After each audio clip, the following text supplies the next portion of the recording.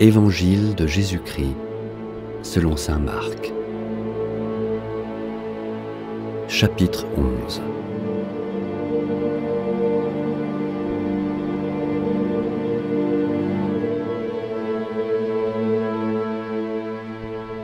Lorsqu'ils approchent de Jérusalem, vers Bethphagée et Béthanie, près du mont des Oliviers, Jésus envoie 2 de ses disciples et leur dit « Allez au village qui est en face de vous.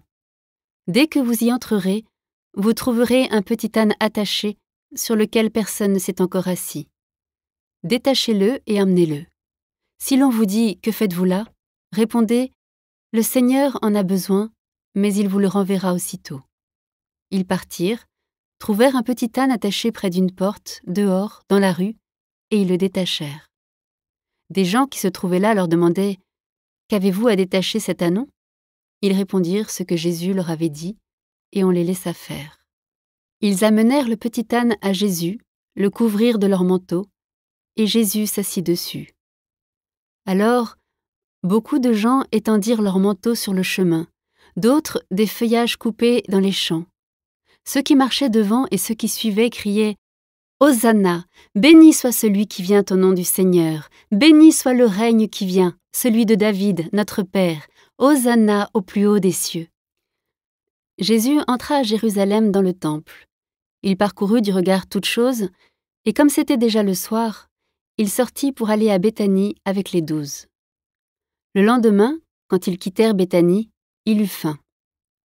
Voyant de loin un figuier qui avait des feuilles, il alla voir s'il y trouverait quelque chose. Mais, en s'approchant, il ne trouva que des feuilles, car ce n'était pas la saison des figues. Alors il dit au figuier « Que jamais, plus personne ne mange de tes fruits. » Et ses disciples avaient bien entendu. Ils arrivèrent à Jérusalem.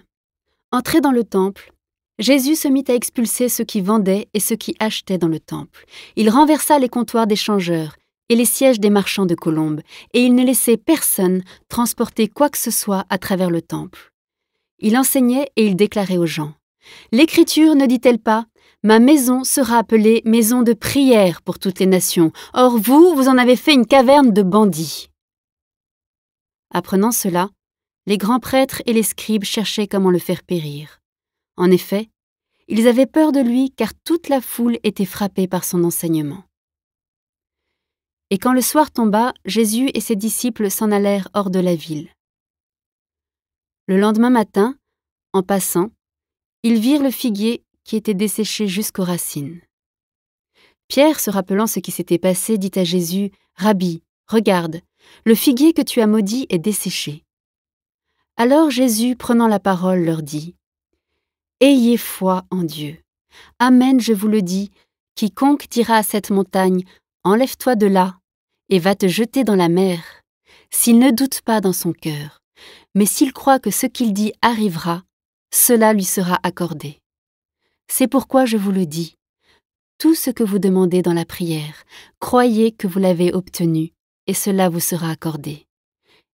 Et quand vous vous tenez en prière, si vous avez quelque chose contre quelqu'un, pardonnez, afin que votre Père qui est aux cieux vous pardonne aussi vos fautes.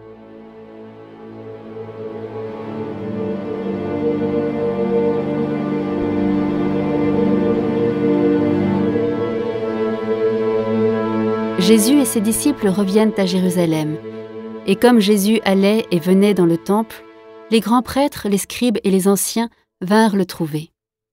Ils lui demandaient « Par quelle autorité fais-tu cela ? Ou alors qui t'a donné cette autorité pour le faire ?» Jésus leur dit « Je vais vous poser une seule question. Répondez-moi et je vous dirai par quelle autorité je fais cela. Le baptême de Jean, venait-il du ciel ou des hommes?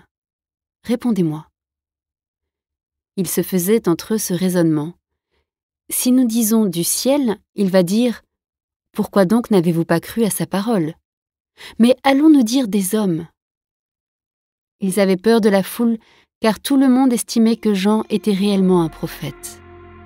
Et ils répondent donc à Jésus « Nous ne savons pas. » Alors Jésus leur dit « Moi, je ne vous dis pas non plus par quelle autorité je fais cela. »